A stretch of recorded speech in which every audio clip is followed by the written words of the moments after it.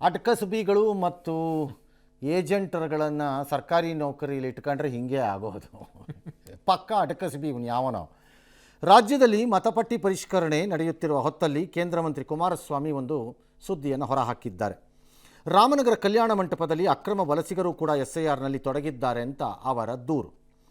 ಈ ರಾಮನಗರದಲ್ಲಿ BLOಗಳು ಒಂದು ಸಮುದಾಯದವರನ್ನು, ಏನು ಒಂದು ಸಮುದಾಯ ಏನಿಲ್ಲ, ಅಲ್ಲಿ ತೋರಿಸ್ತಾ ಇದ್ದೀವಿ, ಬಹುಸಂಖ್ಯೆಯಲ್ಲಿ ಅಲ್ಲಿ ಮುಸ್ಲಿಮರಿದ್ದಾರೆ ಅಷ್ಟೇ, ಅವರನ್ನು ಕೂರಿಸಿಕೊಂಡು ಒಂದು ಚೌಲ್ಟ್ರಿ ಅಂದರೆ ಒಂದು ಮದುವೆ ಮನೆಯಲ್ಲಿ ಕೂರಿಸ್ಕೊಂಡು ಅವ್ರ ಕೈಲಿ ಅರ್ಜಿಗಳನ್ನು ತುಂಬಿಸ್ತಾ ಇದ್ದಾರೆ ಅಂತ ವಿಡಿಯೋ ಬಿಡುಗಡೆ ಮಾಡಿದ್ದಾರೆ. ಸುಮಾರು 8 ರಿಂದ 10 ಸಾವಿರ ಬಾಂಗ್ಲಾದೇಶದ ವಲಸಿಗರಿದ್ದಾರೆ, ಅವರನ್ನು ಮತಪಟ್ಟಿಗೆ ಸೇರಿಸುವ ಕೆಲಸ ಆಗುತ್ತಿದೆ ಅಂತ ಅವರ ದೂರು. ಮುಖ್ಯಮಂತ್ರಿಗಳ ಪ್ರೇರಣೆಯಿಂದಲೇ ಇದೆಲ್ಲ ನಡೆಯುತ್ತಿದೆ ಎಂಬುದು ಅವರ ಮಗದೊಂದು ಆರೋಪ. ಚುನಾವಣಾ ಆಯೋಗ ಮಧ್ಯಪ್ರವೇಶಿಸಬೇಕು. JDS ನಿಯೋಗ ಕೂಡ ಈ ಬಗ್ಗೆ ದೂರು ಕೊಟ್ಟಿದೆ. ಇದಕ್ಕೆ ಮುಖ್ಯಮಂತ್ರಿಗಳು ಉತ್ತರಿಸಿ, ಕಲ್ಯಾಣ ಮಂಟಪಗಳಲ್ಲಿ SIR ಫಾರಂ ತುಂಬಲು ಅವಕಾಶ ಇಲ್ಲ, BLOಗಳೇ ಅರ್ಜಿ ಹಂಚಬೇಕು, ಮನೆ ಮನೆಗೆ ಹೋಗಿ ಅರ್ಜಿ ಕೊಡಬೇಕು, ಅಲ್ಲಿಯೇ ತುಂಬಬೇಕು ಅಂತ ಎಚ್ಚರಿಕೆ ಕೊಟ್ಟಿದ್ದಾರೆ. ಎಚ್ಚರಿಕೆ ಸಾಲಲ್ಲ ಮತ್ತು ಅವ್ರ ಮೇಲೆ ಬಂದಿರೋ ಆರೋಪ ಸರಿ ತಪ್ಪು ಆಮೇಲೆ ನೋಡೋಣ, ಬಟ್ ಎಚ್ಚರಿಕೆ ಸಾಲಲ್ಲ. ಈ ಮಧ್ಯೆ ನಾವು ಮನೆಗಳಿಗೆ ಭೇಟಿ ಕೊಡದೆ ತಾವಿದ್ದಲೇ ಮತದಾರನ ಕರೆಸಿಕೊಂಡ ಘಟನೆ ಕುಣಿಗಲ್ ಪಟ್ಟಣದ ವಾರ್ಡ್ ನಂಬರ್ 19ರಲ್ಲಿ ನಡೆದಿದೆ. ಅಲ್ಲಿಯ BLO ಭಾನುಮತಿ ಎನ್ನುವವರ ವಿರುದ್ಧ ಸಾರ್ವಜನಿಕರು ಕಿಡಿಕಾರಿದ್ದಾರೆ. ಇಷ್ಟೊಂದು ಫೈಲ್ ಎತ್ಕೊಂಡು ಮನೆಗೆ ಬರೋಕ್ಕಾಗಲ್ಲ ಅಂತಿದ್ದಾರೆ. ಹಾಗಾದರೆ ರಾಜೀನಾಮೆ ಕೊಟ್ಟು ಮನೆಯೇ ಕೂತೀರಿ ಅಂತ ಹೇಳಬೇಕಿತ್ತು ಈ ಒಮ್ಮನ್ನು. ನೀನು ಯೋಗ್ಯಳಲ್ಲಮ್ಮ ಸರ್ಕಾರಿ ಕೆಲಸಕ್ಕೆ, ನಾವು ಜನ ಪದೇ ಪದೇ ನಿನ್ನ ಆಫೀಸಿಗೆ ಬರೋಕ್ಕಾಗಲ್ಲ ಯಾವಾಗಲೂ, ಹಾಗಾಗಿ ನೀನು ಸರ್ಕಾರಿ ಕೆಲಸ ಬಿಟ್ಟು ಮನೆಗೆ ಹೋಗು ಅಂತ ಕಳಿಸಿ. ಅದೇ ಒಳ್ಳೆ ಐಡಿಯಾ. ಭಾಳ ಸಿಂಪಲ್. ಇದು ಮಾಡೋಕ್ಕಾಗಿಲ್ಲ ಅಂದರೆ ಅದು ಮಾಡಿ ಅಷ್ಟೇ. ಇಲ್ಲ ಅಂದರೆ ನಿಮ್ಮ ಯಜಮಾನ್ರನ್ನ ಕರ್ಕೊಂಡು ಫೈಲ್ ಎತ್ತಿಸ್ಕೊಂಬಾ ಅಂತಾನೆ ಹಿಂದ್ಗಡೆಗೆ ಇಟ್ಕೊಂಡು ನೋಡೋಣ ಅಷ್ಟೇ. ಲಜ್ಗೆಟ್ಟವ್ರು ಆಡೋ ಮಾತುಗಳಿದು, ಆಫೀಸರ್ಗಳು ಆಡೋ ಮಾತುಗಳಲ್ಲ ಇದೆಲ್ಲ. ಧಿಮಾಕು ಮತ್ತು ಕೊಬ್ಬನವ್ರು ಆಡೋ ಮಾತುಗಳು. How dare you are unfit to be a government employee and officer, get out ಅನ್ಬೇಕು. ಲೇಡಿ ಆದರೆ ಸೋ ವಾಟ್, ಏನ ಲೇಡಿ ಆಗಿ ನನಗೆ 8 ತಿಂಗಳ ಗರ್ಭಿಣಿ, ನಾನು ಏನು ಮಾಡಲಿ ಅಂದರೆ ಐ ಅಂಡರ್ಸ್ಟ್ಯಾಂಡ್, ನನಗೂ ಅರ್ಥ ಆಗುತ್ತೆ. ಹೌದು. ಅಥವಾ ಇವತ್ತೊಂದು ದಿನ ನನ್ನ ಕೈಲಿ ಆಗಲ್ಲ ರೀ ಬರೋಕ್ಕೆ, ನಿಮ್ಗೆ ಗೊತ್ತಲ್ವೇನ್ರಿ ಹೆಣ್ಮಕ್ಳದ ಕಷ್ಟಗಳು. I understand, it's all right, ಒಪ್ಕೊಳ್ಳೋಣ, ಅದನ್ನೆಲ್ಲ ನಾವು ಒಪ್ಪಬೇಕು. ಅದು ಬಿಟ್ಟು ದಿಮಾಗ್ ತೋರಿಸಿದ್ರೆ ವಾಗಮ ಅನ್ಬೇಕು. ನಮ್ದನ್ನು ತಿಂತಾ ಇದೆಯಲ್ಲ ಸಂಬಳದ ರೂಪದಲ್ಲಿ, ಅದನ್ನ ಏನಂತ ಕರೆಯೋಣ ಅಂತ ಕೇಳಬೇಕು. ಎಸ್ ಮಾತಾಡಿದ್ದಾರೆ ಸರ್, ನೋಡೋಣ. ಚೌಲ್ಟ್ರಿಗಳಲ್ಲಿ ಕೂತ್ಕೊಂಡು ರಾಮನಗರದಲ್ಲಿ ಒಂದು ಕೋಮಿಗೆ ಸಂಬಂಧಪಟ್ಟವರನ್ನ, ಬಹುಶಃ ಬಾಂಗ್ಲಾದೇಶದಿಂದ ಬಂದಂತವರು ಕನಿಷ್ಠ ಒಂದು 8 ರಿಂದ 10 ಸಾವಿರಕ್ಕೂ ಹೆಚ್ಚಿನ ಸಂಖ್ಯೆಯಲ್ಲಿ ರಾಮನಗರದಲ್ಲಿ ಇವತ್ತು ಇವ್ರನ್ನೆಲ್ಲರನ್ನು ರಕ್ಷಣೆ ಕೊಟ್ಕೊಂಡು ಇಟ್ಕೊಂಡಿದ್ದಾರೆ. ಕಳ್ಳ ಮತಗಳನ್ನು ಸೃಷ್ಟಿ ಮಾಡಲಿಕ್ಕೆ ಇವತ್ತು ಇಂಥ ಕೆಲಸ ನಿಮ್ಮಿಂದ ಏನಾಗ್ತಿದೆ, ನಿಮ್ಗೆ ಯಾವ ನೈತಿಕತೆ ಇಟ್ಕೊಂಡು ಮಾತನಾಡ್ತಾ ಇದ್ದೀರಿ? ಯಾವ ಕಲ್ಯಾಣ ಮಂಟಪದಲ್ಲಿ ಮಾಡೋದೆಲ್ಲ ಕಾನೂನು ಬಾಹಿರಿ, ಯಾರೇ ಮಾಡಿದ್ರದ್ದು ತಪ್ಪು, ಅದಕ್ಕೆ ಅವಕಾಶ ಕೊಡೋದಿಲ್ಲ. ಸ್ಟ್ರಿಕ್ಟ್ಲಿ ವಾರ್ನ್ BLOಗಳಿಗೆ ನೇರವಾಗಿ ನಾನು ಇಲ್ಲಿಂದ ಇನ್ಸ್ಟ್ರಕ್ಷನ್ ಕೊಡ್ತಾ ಇದ್ದೀನಿ. ಸಾಂಪ್ರದಾಯಿಕ ರೆಸಿಪಿ, ಮತ್ತಷ್ಟು ಬೇಕೆನಿಸುವ ರುಚಿ, ಕೋಡುಬಳೆ ಅಂದ್ರೆ ಅಡುಕಲೆ. ಸೊ ಈಗ ಅಲ್ಲಿ ಕಲ್ಯಾಣ ಮಂಟಪದಲ್ಲಿ ಕೂತಿರುವಂತಹ ಈ ಫಸ್ಟ್ ಆಫ್ ಆಲ್ ಮುಖ್ಯಮಂತ್ರಿಗಳು ಇನ್ಸ್ಟ್ರಕ್ಷನ್ಸನ್ನು ಕೊಡಲೇ ಕೂಡುದು. Who are you to give BLOಗಳಿಗೆ ಆದೇಶನ? ಎಲೆಕ್ಷನ್ ಕಮಿಷನ್ ಕೊಡಬೇಕು, ನೀವೆಲ್ಲ ಕೊಡೋದು. ನಂಬರ್ 1. ನಂಬರ್ 2 ಮಾಡಿಕೊಡ್ದು ಅನ್ನೋದು ಸರಿ ಇದೆ. ನಂಬರ್ 3, ಎಲೆಕ್ಷನ್ ಕಮಿಷನ್ ಈ ದೂರನ್ನು ಸ್ವೀಕಾರ ಮಾಡಿ ಅಧಿಕಾರಿಗಳನ್ನು ನೇರವಾಗಿ ಫಸ್ಟ್ ಸಸ್ಪೆಂಡ್ ಮಾಡಬೇಕು. ಸಸ್ಪೆಂಡೇ ಮಾಡಬೇಕು, ಡೌಟೇ ಇಲ್ಲ. ಮುಖಾಮುಖಿ ನೋಡಿದ್ರೆ ಸಸ್ಪೆಂಡ್ ಮಾಡಬೇಕು, ಬೇರೆಯವ್ರಿಗೆ ಪಾಠ ಕಲಿಸೋಕ್ಕೆ. ಇಲ್ದಿದ್ರೆ ಭಯ ಬರಲ್ಲ ಇದರಲ್ಲಿ. ಏನು ಮಾಡಿದ್ರು ನಡೆಯುತ್ತೆ ಅನ್ಕೊಂಬಿಟ್ಟಿದ್ದಾರೆ ಎಲ್ಲರೂ. ಯಾರು ಮಾಡಲಿ, ಯಾವ ಕೋಮ್ನವ್ರು ಮಾಡಲಿ, ಯಾವ ಜಾತಿನವ್ರು ಮಾಡ್ಕೊಳ್ಳಿ, ಏನಾರು ಮಾಡ್ಕೊಳ್ಳಿ, ಫಸ್ಟ್ ಸಸ್ಪೆಂಡ್ ಮಾಡಿ. Call for enquiry, who gave you powers to do all this ಅಂತ. ಈ ಸರ್ವೇನಲ್ಲಿ SIRನಲ್ಲಿ ತಪ್ಪು ಮಾಹಿತಿಗಳನ್ನು ಕೊಟ್ಟರೆ ಜನರ ಮೇಲೆ ಕ್ರಮ ತಗೋತೀವಿ ಅಂತ ನೀವು ಘನತೆ ವೆತ್ತ ಮೀಸೆ ತಿರುಗಿಕೊಂಡು ತಲೆ ಎತ್ತಿ ಓಡಾಡೋ, ಎದೆ ಉಬ್ಬಿಸುವ ಎಲೆಕ್ಷನ್ ಕಮಿಷನ್ ಹೇಳಿದಿರೋ ಹೇಳಿಲ್ವೋ? ಹೌದು, ಹೇಳಿದ್ದಾರೆ. ಹಾಗಾದರೆ ಆ ಮಾಹಿತಿಯನ್ನು ಕಲೆಕ್ಟ್ ಮಾಡೋ ಒಂದು ತಪ್ಪು ಮಾಡಿದ್ರೆ ಅವನ ಮೇಲೆ ಕ್ರಮ ಆಗಬೇಕೋ ಆಗಬಾರ್ದು? ಆಗಲೇಬೇಕು. ಅವನಿಗೆ ಎಚ್ಚರಿಕೆ ಕೊಡೋಕೆ ಅವನೇನು ಮೇಲಿಂದ ಇಳಿದು ಬಂದುಬಿಟ್ಟಿದ್ದಾನ, ಅವ್ನು ಯಾವನಾರಾಗಿರಲಿ. First suspend him, take action, number 1.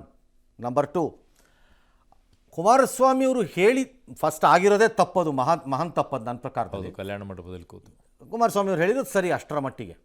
But ಅವರೆಲ್ಲರೂ ಬಾಂಗ್ಲಾದೇಶಿಯರ ನನಗೆ ಗೊತ್ತಿಲ್ಲ. I cannot say. ಟೋಪಿ ಹಾಕ್ಕೊಂಡು ಮುಸ್ಲಿಂ ಆದ ಅನ್ನೋ ಕಾರಣಕ್ಕೆ ಅವ್ನು ಬಾಂಗ್ಲಾದೇಶಿ ಆಗಬೇಕಾಗಿಲ್ಲ.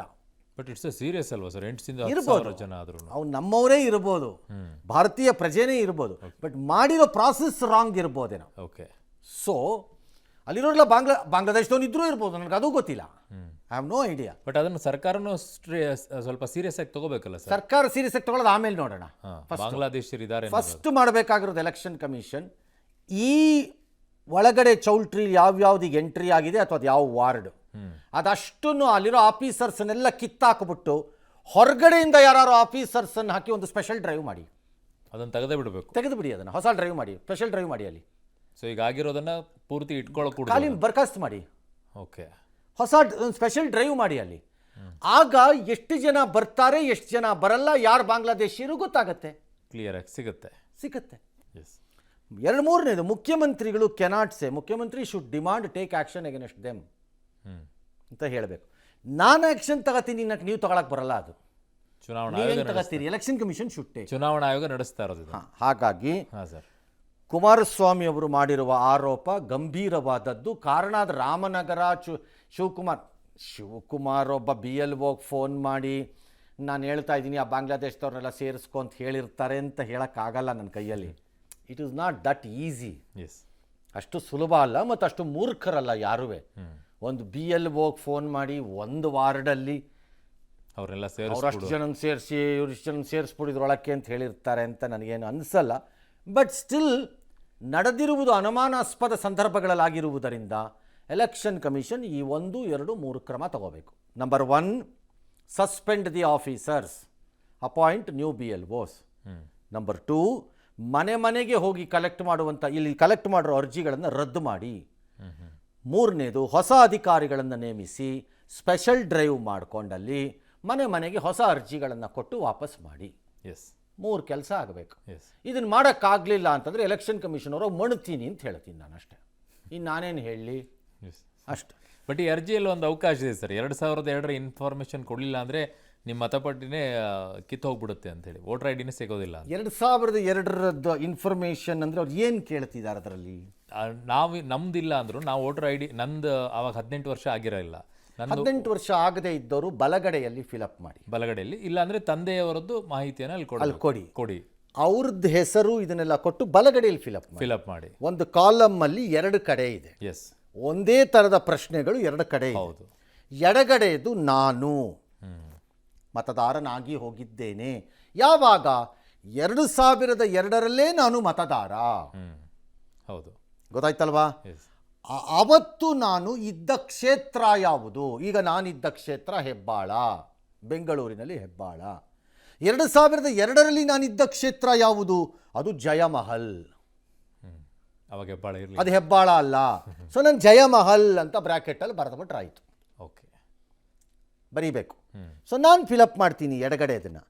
ಇವರು ಹೇಳ್ದಂಗೆ 2002ರಲ್ಲಿ ಉದಾಹರಣೆ ಯಾರೋ ನನ್ನ ಮಗಳು, ಇನ್ಯಾರ್ದೋ ಮಗ ಯಾರೋ 2002ರಲ್ಲಿ ಅವನು ಹುಟ್ಟಿದ್ದ ಸರ್, ಬಟ್ ಅವನಿಗೆ ಓಟಕ್ಕೆ ವಯಸ್ಸಲ್ಲ ಸರ್, 16 ವಯಸ್ಸು ಸರ್ ಅವನು ಅಂತ. ನೋ ಪ್ರಾಬ್ಲಮ್, ಬಲಗಡೆಯಲ್ಲಿ ಫಿಲಪ್ ಮಾಡಿ.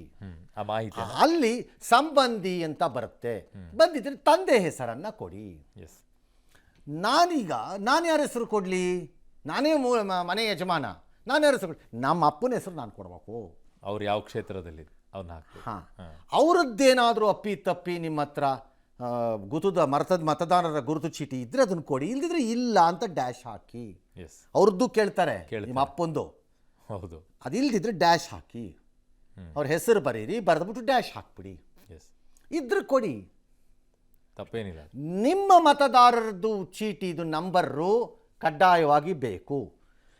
ಏನಕ್ಕೆ ಬೇಕು ಅಂದರೆ ಆ ಅಪ್ಲಿಕೇಶನಲ್ಲೇ ನಿಮ್ಮದು ನಂಬರ್ ಇದೆ, ಅದೇ ನಂಬರ್ ಸರಿನಾ ಅಂತ ಚೆಕ್ ಮಾಡ್ಕೊಳಕ್ಕೆ ನಿಮ್ದನ್ನು ತೆಗೆದು ನೋಡ್ಕೊಳ್ಳಿ. Cross verification. ಅಲ್ಲೇ ಇದೆಯಲ್ಲ ಅದನ್ನೇ ತುಂಬ್ತೀನಿ, ಅದು ರಾಂಗ್ ಆಗಿದ್ರೆ ನೀವು ಮಠ ಹತ್ತೀರಿ. 2 ಕಡೆಗೆ ಇಟ್ಕೊಂಡು ಅದು ಮಾಡಬೇಡಿ, ಅದನ್ನಲ್ಲಿ ಮಾಡ್ಕೊಳ್ಳಿ. ನನಗೆ ಗೊತ್ತಿದ್ದನ್ನು ನಾನು ಹೇಳಿದ್ದೀನಿ. ಓಕೆ, ಆಧಾರ್ ನಂಬರ್ ಒಂದು ಕೇಳ್ತಾರೆ, ಆಧಾರ್ ನಂಬರ್ ಕೊಡಿ ಅಷ್ಟೇ. ಮೊಬೈಲ್ ನಂಬರ್ ಕೇಳ್ತಾರೆ, ಮೊಬೈಲ್ ನಂಬರ್ ಕೊಡಿ.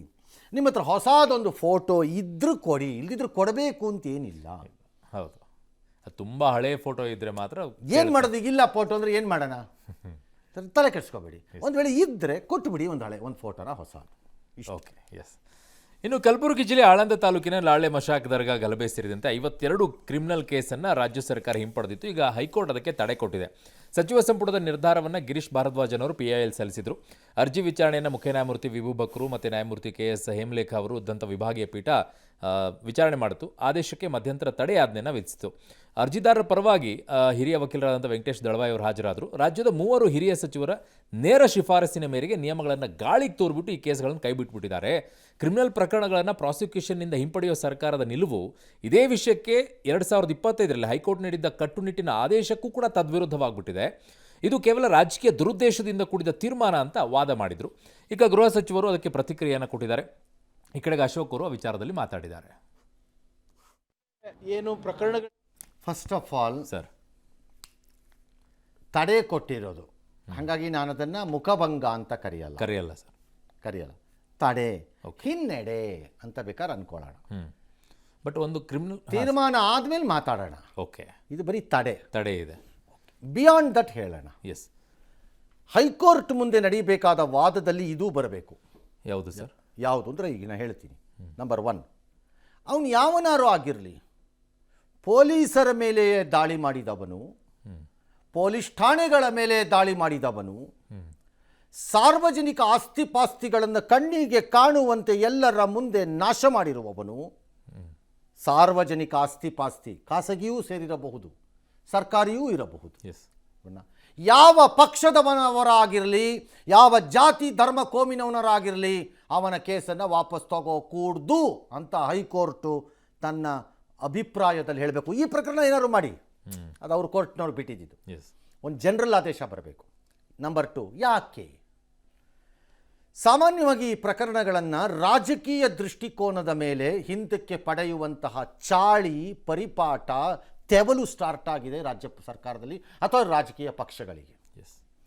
ಉದಾಹರಣೆಗೆ ಈ ಲಾಡ್ಲೆ ಮಶಾಕ್ ಪ್ರಕರಣ ಯಾವುದೋ ಒಂದರಲ್ಲಿ 52 ಜನಕ್ಕೆ ಹಿಂದಕ್ಕೆ ತಗೊಳ್ಳೋದು, ಇಬ್ಬರದ್ರಲ್ಲಿ ಹಿಂದೂಗಳನ್ನು BJPಯವರನ್ನು, ಅಥವಾ ರಿವರ್ಸ್ ಆದಾಗ 2 ಮುಸ್ಲಿಮರನ್ನು, 2 ಜಮಾತ್ ಅವರನ್ನು, ಅಥವಾ 2 SFIನವ್ರನ್ನೋ ಯಾರನ್ನೋ ಕೈ ಬಿಟ್ಟು ಬಿಡುವುದು.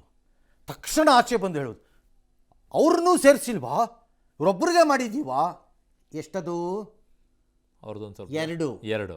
ಅದನ್ನು ಹೇಳಕ್ಕೆ ಅದು ಮಾಡೋದು ಡ್ರಾಮಾ. ಹಾಗಾಗಿ ರಾಜಕೀಯವಾಗಿ ಒಂದು ಸರ್ಕಾರ ಕ್ಯಾಬಿನೆಟ್ ಇದೆ ಅನ್ನೋ ಕಾರಣಕ್ಕೆ ವಾಪಸ್ಸು ಪಡೆಯುವಲು ಇಂತಹ ಕ್ರಿಮಿನಲ್ ಪ್ರಕರಣಗಳಲ್ಲಿ ಅವಕಾಶವಿಲ್ಲ. ಅದಕ್ಕೆ ಒಂದು ಮೇಲ್ಮನವಿ ಪ್ರಾಧಿಕಾರವನ್ನು ಯಾವುದೇ ನ್ಯಾಯಮೂರ್ತಿಗಳು ಅಥವಾ ಆಯಾ ಜಿಲ್ಲಾ ನ್ಯಾಯಮೂರ್ತಿಗಳ ನೇತೃತ್ವದಲ್ಲಿ ರಚಿಸುವುದು ಒಳ್ಳೆಯದು. ಅಲ್ಲಿಗೆ ಸರ್ಕಾರ ಶಿಫಾರಸು ಮಾಡಿ ಕಳಿಸಿ. It is not just an executive decision, it has to be a judicial decision also, because the judiciary is already involved, party to the case. Judiciary already party.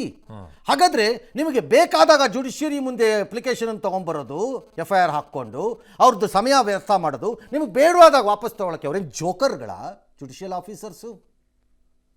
ಹಾಗೆ ನಡ್ಕೊಳ್ತಾರೆ ಜುಡಿಷಿಯಲ್ ಆಫೀಸರ್ಸ್ ಏನು ಜೋಕರ್ಗಳ? ಹಾಗಾದರೆ ಈ ಕೇಸಲ್ಲಿ ಈಗ ನಿಮಗೆ ಬೇಕಾದಾಗ 52 ಜನದ ಮೇಲೆ FIR ಹಾಕೊಂಬರೋದು, ಇಷ್ಟಿಷ್ಟು ಪೇಪರ್ ತಂದು ಪಾಪ ಆಫೀಸರ್ ಮುಂದೆ, ಮ್ಯಾಜಿಸ್ಟ್ರೇಟ್ ಮುಂದೆ ಇಡೋದು, ಆ ಮ್ಯಾಜಿಸ್ಟ್ರೇಟ್ ಹಗಲು ರಾತ್ರಿ ನೋಡದೆ ನಿಮ್ಗೆ ಅದಕ್ಕೆ ಬೇಲ್ ಕೊಡೋದು ಅಥವಾ ಕೊಡದೇ ಇರೋದು, JC ಕೊಡೋದು ಅಥವಾ ಕೊಡದೇ ಇರೋದನ್ನು ಮಾಡಬೇಕು, ಹಿಯರಿಂಗ್ ಮಾಡಬೇಕು, ಸಮನ್ಸ್ ಇಶ್ಯೂ ಮಾಡಿಸು, ಕಾಲ್ ಮಾಡು ಅಂತೆಲ್ಲ ಮಾಡಿ. ಅವ್ರೇನು ಜೋಕರ್ಗಳ ಹಂಗಾರೆ ಜುಡಿಷಿಯಲ್ ಆಫೀಸರ್ಗಳು? ಎಷ್ಟು ಸಮಯ ಈಗ ಟಪಕ್ ಅಂತ ವಾಪಸ್ ತಗೋತೀರಲ್ಲ ಕಚಡಗಳು ನೀವು. ಅದಕ್ಕೆ judiciary is also party to this process already. ಹಾಗಾಗಿ ಜುಡಿಷಿಯರಿ ಮಸ್ಟ್ ಬಿ ಕನ್ಸಲ್ಟೆಡ್ ಅಂತ ಬರುವ ರೀತಿಯಲ್ಲಿ ಹೈಕೋರ್ಟು ಆದೇಶವನ್ನು ಮಾಡುತ್ತಾ, ಮಾಡಿಸಲಿಕ್ಕೆ ಆಗತ್ತಾ ಅಥವಾ ಅದನ್ನು ಮಾಡುವಂತೆ ಒಪ್ಪಿಸಲಿಕ್ಕೆ ಆಗತ್ತಾ ಅನ್ನೋದು ವಾದದಲ್ಲಿ ಬರಬೇಕೀಗ. ಆಗಲೇಬೇಕು, ಯಾಕಂದ್ರೆ ಹಿಂದೆ ಆಗಿರುವಂಥ ಕ್ರಿಮಿನಲ್ ಕೇಸ್ ಆಗೇನಾಗುತ್ತೆ, ಒಂದು ಟ್ರಾನ್ಸ್ಪರೆನ್ಸಿ ಬರುತ್ತೆ. ಅದು BJPನಾರು ಇರಲಿ, ಕಾಂಗ್ರೆಸ್ಸಾರು ಇರಲಿ, ಯಾರು ಇರಲಿ, ನಾನು ಹೇಳ್ತಿರೋದು ಹಿಂದೂನಾರು ಇರಲಿ, ಮುಸ್ಲಿಮಾರು ಇರಲಿ, ಒಂದು ಟ್ರಾನ್ಸ್ಪರೆನ್ಸಿ ಬರುತ್ತೆ. I hope somebody will make this argument. Yes. Okay. ಇನ್ನು ಇವತ್ತು ಮಾನ್ಸೂನ್ ಮಳೆ ಕೈಕೊಟ್ಟಿದೆ. 150 ವರ್ಷದಲ್ಲೇ ಭೀಕರ ಬರಗಾಲದ ಆತಂಕ ಬರ್ತಾ ಇದೆ. ರಾಜ್ಯವು ಅದರಿಂದ ಹೊರತಾಗಿಲ್ಲ. ಹಾಗೆ ನೋಡಿದ್ರೆ ಈ ಕಡೆಯಿಂದ ಮುಂಗಾರು ಬೀಸ್ತಾ ಇರೋವಂಥದ್ದು ಮಾನ್ಸೂನಲ್ಲಿ ಕರ್ನಾಟಕ ಮತ್ತು ಕೇರಳದ ಬಹುಭಾಗಗಳು, ಮಹಾರಾಷ್ಟ್ರ ಓಕೆ, ತಮಿಳ್ನಾಡು ಬಿಡಿ, ಅದಕ್ಕೆ ಆಮೇಲೆ ಡಿಸೆಂಬರಲ್ಲಿ ಇನ್ನೊಂದು ಮಳೆನಾರು ಇದೆ, ನವೆಂಬರ್ ಡಿಸೆಂಬರಲ್ಲಿ ಅದಕ್ಕೆ ಅಡ್ಡ ಮಳೆ ಇನ್ನೊಂದು ಇದೆ. ಅದಕ್ಕೆ ನಮಗೆ ಭಾಳ ದುರ್ಬಲವಾಗಿಬಿಟ್ಟಿದೆ. ಬರ್ತಾ ಇಲ್ಲ ಅಂತಿಲ್ಲ, ಬರ್ತಾ ಇದೆ, ಮಾರುತಗಳು ಮೂವ್ ಆಗ್ತಾ ಇವೆ, but very weak. Where move ಆದಮೇಲೆ ವೆಸ್ಟರ್ನ್ ಪಾರ್ಟ್ಸ್ ಆಫ್ ಇಂಡಿಯಾ ಅಂದರೆ ದೇಶದ ಪಶ್ಚಿಮ ಭಾಗಗಳು, ಮಧ್ಯ ಭಾಗಗಳು ಮತ್ತು ಟುವರ್ಡ್ಸ್ ನಾರ್ತ್ ಈಸ್ಟರ್ನ್ ಕಡೆಗೆ, ಆ ಕಡೆಗೆ ನಾರ್ತಿಂದ ಕ್ಯಾಲ್ಕಟಾ ಕಡೆಗೆ, ಆ ಕಡೆಗೆ ಹೆವಿ ಆಗ್ತಾ ಹೋಗ್ತಿದೆ. ಸೊ ಹಾಗಾಗಿ ಅಲ್ಲಿ ವಿಪರೀತ ಮಳೆ ನಾರ್ತ್ ಈಸ್ಟ್ ಪ್ಲಸ್ ಮಧ್ಯ ಭಾರತ ಮತ್ತು ಮಹಾರಾಷ್ಟ್ರದ ಕಡೆ ವಿಪರೀತ ಮಳೆ, ಆ ಕಡೆ ನಮಗಿಲ್ಲಿ ವೀಕ್ ಆಗಿಬಿಟ್ಟಿದೆ. ಇದರ ಪರಿಣಾಮ ಕರ್ನಾಟಕಕ್ಕೆ ಈ ಸರಿ ಹೆಚ್ಚಿನ ಸಮಸ್ಯೆ ಆಗುವ ಲಕ್ಷಣಗಳೇ ಕಾಣಿಸ್ತಾ ಇದೆ. ಏನಾಗುತ್ತೋ ಗೊತ್ತಿಲ್ಲ, ಐ ಹ್ಯಾವ್ ನೋ ಐಡಿಯಾ. ನೀರಿಲ್ಲದೆ ಇದ್ಮೇಲೆ ಬೆಳೆ ಬೆಳಿಬೇಡಿ ಅಂತ ಮುಖ್ಯಮಂತ್ರಿಗಳು ಕೇಳಿದ್ದಾರೆ. ನನ್ನ ಪ್ರಕಾರ ಅದು ಸರಿ. ನೀರು ಕುಡಿಯೋದಕ್ಕೆ ಮೊದಲು ನಾವು ಪ್ರಾಮುಖ್ಯತೆಯನ್ನು ಕೊಡ್ತೀವಿ, ಆಮೇಲೆ ಬೆಳೆ, ಆಮೇಲೆ ಕೈಗಾರಿಕೆ, ಆಮೇಲೆ ಉಳಿದಿದ್ದ ಕತೆ ಎಲ್ಲ. ಹಾಗಾಗಿ ರೈತರು ಬೆಳೆಯನ್ನು ಕೂಡುದು ಅನ್ನೋದು ಅವ್ರು ಹೇಳ್ತಿರೋದು ಸರಿ ಇದೆ. ನನಗೆ ಗೊತ್ತಿಲ್ಲ ನೀವೇನು ಮಾಡ್ತೀರಿ ಅಂತ. ಇನ್ನು VBG ರಾಮ್ಜಿ ಯೋಜನೆಯನ್ನು ಅಪಸ್ವರ ತರ್ತೀವಿ ಅಂತ ಅಂದಿದ್ದಾರೆ CM. ಯಾಕೆ ತರ್ತೀರಿ? ನಿಮಗಿರೋ ಶಕ್ತಿಗೆ ಶಿವಕುಮಾರ್ ಅಂದರೆ ಏನು? ಕೆಂಪೇಗೌಡರ ಮಗ, ಹೌದಲ್ಲ? ಹೌದು ಸರ್. ಮತ್ತು ಅಂಥ ಮಗ ಒಪ್ಕತ್ತನ? ಎಷ್ಟು ಸರಿ ಹೇಳಿದಿರಿ ನೀವು ಇದನ್ನು? ಇಂಥದ್ದು ಎಷ್ಟು ಜನ ನೋಡಿದ್ದೀನಿ ನಾನು, ಅಷ್ಟು ಸುಲಭದ ಮಗ ಅಲ್ಲ ಅಂತ ಹೇಳಿದಿರಿ ನೀವು. ಬಿಸಾಕ್ರಿ ಕಿತ್ತು, ನಿಮ್ಮ ಪಾಡು ನೀವು ಬೇರೆ ಸ್ಕೀಮ್ ಮಾಡ್ಕೊಳ್ರಿ, ಬೇಕಾಗೇ ಇಲ್ಲ. ನೋಡೋಣ, ಟ್ರೈ ಮಾಡಿ. ಅವತ್ತೇ ಹೇಳಿದೆ, ಕೇಳಿದ್ರ? ಯಾಕೆ ಬೇಕ್ರಿ ಈ ಪೊಗರಾಟಗಳು ಸುಮ್ಮನೆ? Ultimately you will have to implement it ಅಂತ ಹೇಳಿದೆ. ನಿಮಗೆ ಗತಿ ಇಲ್ಲ, ಬೇರೆ ದಾರಿ ಇಲ್ಲ ಅಂತ ಹೇಳಿದೆ. ಕೇಳಿದ್ರಾ? ಇಲ್ಲ. ಈಗ ಸುಮ್ಮನೆ ಬಾಲ ಸುಟ್ಕೊಂಡವ್ರ ಥರ ಮಾಡ್ತೀರಿ. ಅದರಲ್ಲಿ ಮೀಸೆ ಬಿತ್ತರು ಜಟ್ಟಿ ಮಣ್ಣಾಗಲಿಲ್ಲ ಅಂತ ನಮ್ಮ ಅಪ್ಪಸ್ವರ ಉಪ್ಪಿನಕಾಯಿ ಹಾಕೊಂಡು ನೆಕ್ಕಳಿ. ಪ್ರಿಯಾಂಕರ್ಗೆ ಕೇಳಿ ಏನು ಹೇಳೋಣ ಅಂತ, ಅವ್ರು ಹೇಳ್ಕೊಡ್ತಾರೆ. ಅಪಸ್ವರ ಎತ್ತಿದ್ರೆ ಏನು ಪ್ರಯೋಜನ ಇಲ್ಲ. ಇನ್ನು ಮನೆ ಬಾಗಿಲಿಗೆ ಹೋಗಿ ಡ್ಯಾಶು ಅಂದ್ಯಾರೆ, ಅದೇನೋ ಒಂದು ಪ್ರಜಾ ಸೇವಾ ಇಲಾಖೆ ಅಂತ ಏನೋ ಮಾಡ್ತಾರಂತೆ.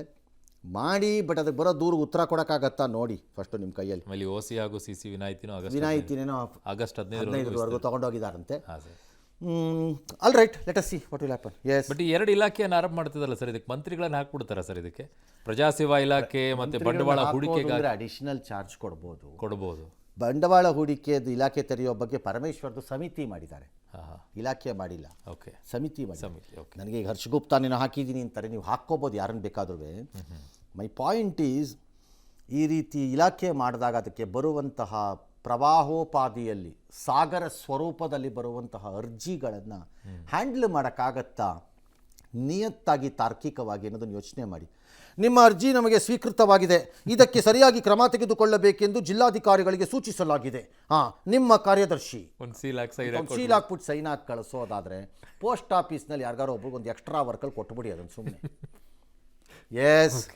ಇನ್ನು ಅಯೋಧ್ಯೆ ರಾಮನ ಖಜಾನೆ ಲೂಟಿ ಮಾಡಿದವರ ಮೇಲೆ ಬುಲ್ಡೋಜರ್ ಅಸ್ತ್ರ ಪ್ರಯೋಗಕ್ಕೆ ಈಗ ಮುಂದಾಗ್ತಾ ಇದ್ದಾರಂತೆ. ಅವನು ಲವಕುಶ್ ಮಿಶ್ರಾ ಮತ್ತು ಈ ಕಡೆಗೆ ಅನುಕಲ್ಪ ಮಿಶ್ರಾ ಅವ್ರ ಮನೆ ಧ್ವಂಸಕ್ಕೆ 1000 ಚದರ ಅಡಿ ಖರೀದಿ ಮಾಡಿದ್ದಂತೆ 25 ಲಕ್ಷ ಕೊಟ್ಟು. ಆಮೇಲೆ 80 ರಿಂದ 90 ಲಕ್ಷಕ್ಕೆ ಒಂದು ಮನೆ ಕಟ್ಟಿಸ್ತಾ ಇದ್ದಂತೆ.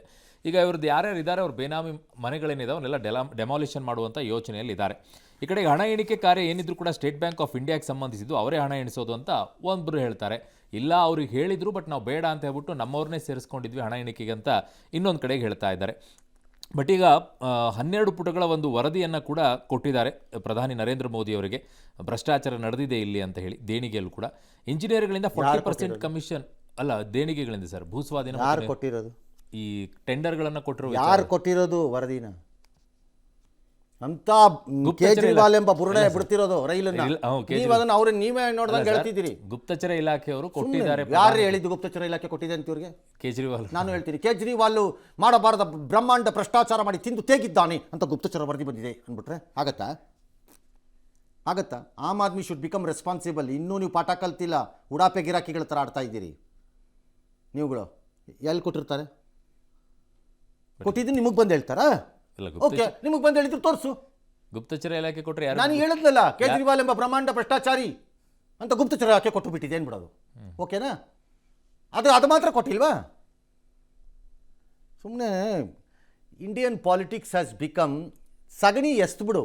ಅಂಟ್ಕೊಂಡ್ರೆ ಅಂಟ್ಕೊಳ್ಳಿ, ಇಲ್ದಿದ್ರೆ ಇಲ್ಲ. ಹೆಂಗೆ ತೀರ್ಮಾನ? ಅಷ್ಟೇ. ಏಯ್ ಹಾಟ್ ಬಂದ್ರೆ ಹಾಕೋ ಸಗಣಿ ಅಂತ ಹಾಕ್ಬಿಡೋದು. ಅಂಟ್ಕತ್ತ ಹೆಂಗೆ ಅಂಟ್ಕತ್ತ ಅನ್ನೋದು. ಅಂಟ್ಕೊಳ್ಳಿಲ್ಲ ಬಿಡ. ನಮ್ಮ ನೆಕ್ಸ್ಟ್ ಇನ್ನೊಂದು ಬ್ಯಾಗ್ ಸಗಣಿ ಹಿಡ್ಕೊಂಡು ಹೊರಡೋದು ಇನ್ಯಾರ್ದ ಮೇಲೆ ಹಾಕೋಕ್ಕೆ. ಈ ಲೆವೆಲ್ಗೆ ಬಂದಿದೆ Indian politics. That's a problem. S.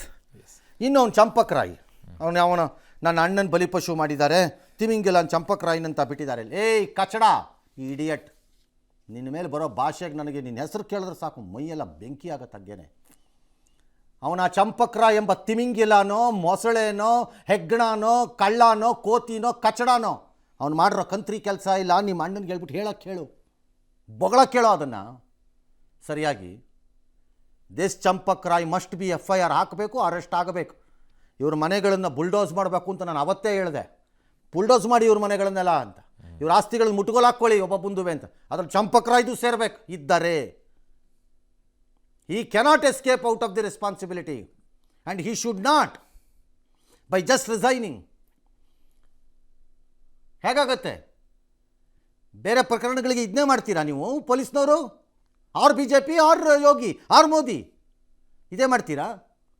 Bulldozer ಹತ್ತಿಸ್ತಾರೆ. ಮತ್ತೆ ಕೇಸ್ ಮಾಡಲ್ವಾ? ಕೇಸ್ ಮಾಡಿ ಆ ಚಂಪಕ್ ರಾಯ್ ಮೇಲೆ ಇನ್ವೆಸ್ಟಿಗೇಷನ್ ಏನಾಗುತ್ತೆ ಆಮೇಲೆ ನೋಡೋಣ. ಎಸ್.